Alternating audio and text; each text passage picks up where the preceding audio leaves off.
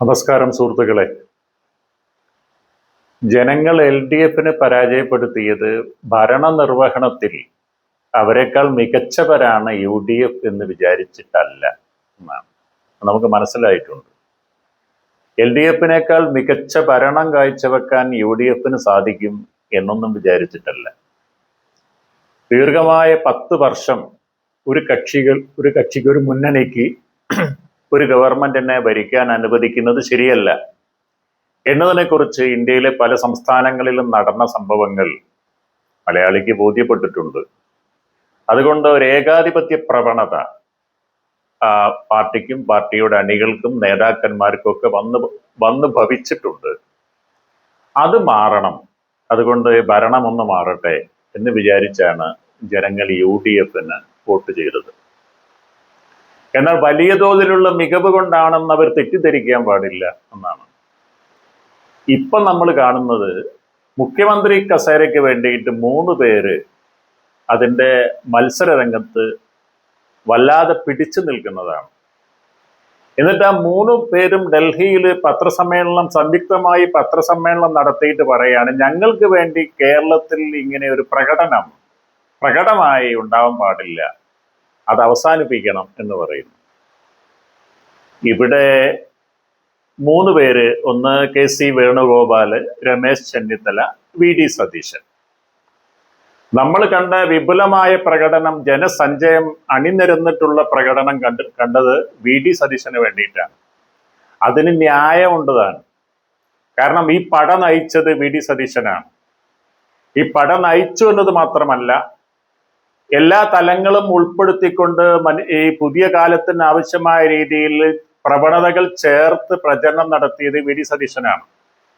ഉദാഹരണത്തിന്, നടക്കാതെ പോയെങ്കിലും സണ്ണിയം കബിക്കാടിനെ മത്സരിപ്പിക്കണമെന്നും CK ജാനുവിനെ UDFന്റെ ഭാഗത്തേക്ക് കൊണ്ടുവരണമെന്നും മത്സരിപ്പിക്കണമെന്നുള്ള കാര്യങ്ങൾ നേരത്തെ പുറത്തു വന്നിരുന്നു.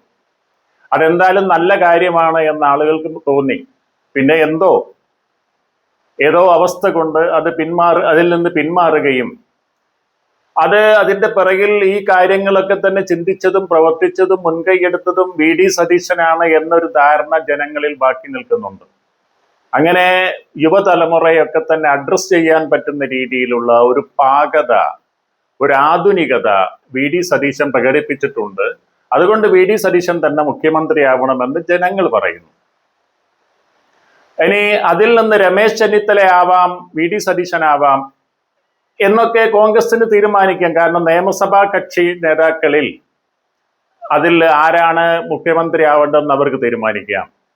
എന്നാൽ അതൊന്നും അല്ലാതെ നിയമസഭാ ഇലക്ഷനിൽ മത്സരിക്കാത്ത ഒരാൾ, MP ആയ ഒരാൾ ഇതിനു വേണ്ടിയിട്ട് ഇതാ വരുന്നു എന്ന് പറഞ്ഞുള്ള ഒരു ഭീഷണി ജനങ്ങൾക്ക് മുകളിൽ വെക്കുന്നത്, അത് ജനഹിതത്തെ, ജനങ്ങൾ തിരഞ്ഞെടുത്തതിനെ, ജനമനസ്സിനെ പരിഹസിക്കുന്നതിന് തുല്യമാണ്. അങ്ങനെയാണെങ്കിൽ കേരളത്തിലെ വോട്ടർമാർ അവയർനെസ് കൂടിയിട്ടുണ്ട് എന്ന് മനസ്സിലാക്കുന്ന രീതിയിൽ ചിലയിടങ്ങളിൽ ചില സ്ഥാനാർത്ഥികളെ തോൽപ്പിക്കേണ്ടവരെ കൃത്യമായി തോൽപ്പിച്ചത് നോക്കിയാൽ പഴയതുപോലെയല്ല. ആളുകൾ മാറുന്നുണ്ട്, മനുഷ്യരിതിൽ ഇടപെടുന്നുണ്ട്, അവരർഹിക്കുന്ന രീതിയിലുള്ള അധികാരികളെ കിട്ടണം എന്ന ഇച്ഛയിലേക്ക് ജനമനസ്സ് മാറിയിട്ടുണ്ട് എന്നതിന്റെ നിരവധി ഉദാഹരണങ്ങൾ കേരളത്തിലെ ഈ 140 മണ്ഡലങ്ങൾ പരിശോധിച്ചാൽ ആരെയാണ് എന്ന് വളരെ കൃത്യമായി ജനത്തിന് മനസ്സിലായിട്ടുണ്ട്. അതുപോലെ തന്നെ ജനങ്ങളെ വഞ്ചിക്കാനാണ് കോൺഗ്രസിന്റെ ഹൈക്കമാൻഡ് തീരുമാനിക്കുന്നതെങ്കിൽ നിയമസഭയിൽ 2 പേര് മത്സരിക്കുന്നു. അതായത് 2 പേർ മുഖ്യമന്ത്രി സ്ഥാനത്തിന് വേണ്ടിയിട്ട് ആഗ്രഹിക്കുന്നു, മത്സരിക്കുന്നു. അത് ന്യായമാണ്, അവർ MLA മാരാണ്. എന്നാൽ MLA അല്ലാത്ത ഒരാള് MLA ആവാൻ വേണ്ടി നാളെ MP സ്ഥാനം രാജിവെച്ച് മത്സരിക്കുകയാണെങ്കിൽ കേരള ജനതയുടെ ഉത്തരവാദിത്തം എന്താണെന്ന് വെച്ചാൽ ഈ ജനവഞ്ചന നടത്തിയ ഈ പ്രവണതയെ തോൽപ്പിക്കുക എന്നുള്ളതാണ്. അതായത് എവിടെയാണോ KC വേണുഗോപാൽ എന്ന് പറയുന്ന ആള് MP സ്ഥാനം രാജിവെച്ച് മത്സരിക്കുന്നത്, കേരളത്തിലെ ജനതയുടെ മുഴുവൻ ഉത്തരവാദിത്തമായിരിക്കും, പ്രതികരിക്കുന്ന ജനതയുടെ ഉത്തരവാദിത്തമായിരിക്കും അയാളെ തോൽപ്പിക്കുക എന്ന് പറയുന്നത്. കാരണം ജനങ്ങളെ മേൽ ഇതുപോലെ ഒരു വഞ്ചന നടത്താൻ പാടില്ല. അത് ജനമനസ്സിനെതിരാണ് എന്ന കാര്യം ബോധ്യപ്പെടുത്തി കൊടുക്കേണ്ട ഉത്തരവാദിത്വം കേരള ജനത നിർവഹിക്കുമെന്ന് തന്നെയാണ് ഞാൻ മനസ്സിലാക്കുന്നത്. കാരണം ഇതിനുള്ള ഉദാഹരണം നമുക്കറിയാം. കെ മുരളീധരൻ പണ്ട് AC മൊയ്തീനോട് മത്സരിച്ച് തോറ്റത് നമുക്കറിയാം.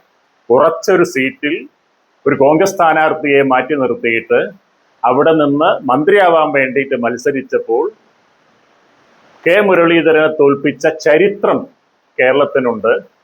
അതുകൊണ്ട് തീർച്ചയായും കോൺഗ്രസ്സുകാരും അല്ലാത്തവരും, കാരണം ഇടതു മുന്നണിയെ പരാജയപ്പെടുത്തിയത് കോൺഗ്രസ്സുകാർ മാത്രമല്ല എന്ന് മനസ്സിലാക്കേണ്ടതുണ്ട്. കമ്മ്യൂണിസ്റ്റുകാരും ഇടത് മനസ്സുള്ളവരും സാംസ്കാരിക തലത്തിലുള്ള ബുദ്ധിജീവികളും ഒക്കെ തന്നെ UDF വോട്ട് ചെയ്തിട്ടുണ്ടെങ്കിൽ അതേ ജനത ഈ ചതിക്കെതിരെ വോട്ട് ചെയ്തിട്ട് തോൽപ്പിക്കേണ്ടതുണ്ട്. ആയതിനാൽ ഒരു ഇറക്കുമതി മുഖ്യമന്ത്രിയെ, നൂലിൽ കെട്ടി ഇറക്കുന്ന ഒരു മുഖ്യമന്ത്രിയെ കേരളം അംഗീകരിക്കുന്നില്ല എന്നതിൻ്റെ തെളിവുകൾ തെരുവിൽ നിറഞ്ഞുകൊണ്ടിരിക്കുന്നു.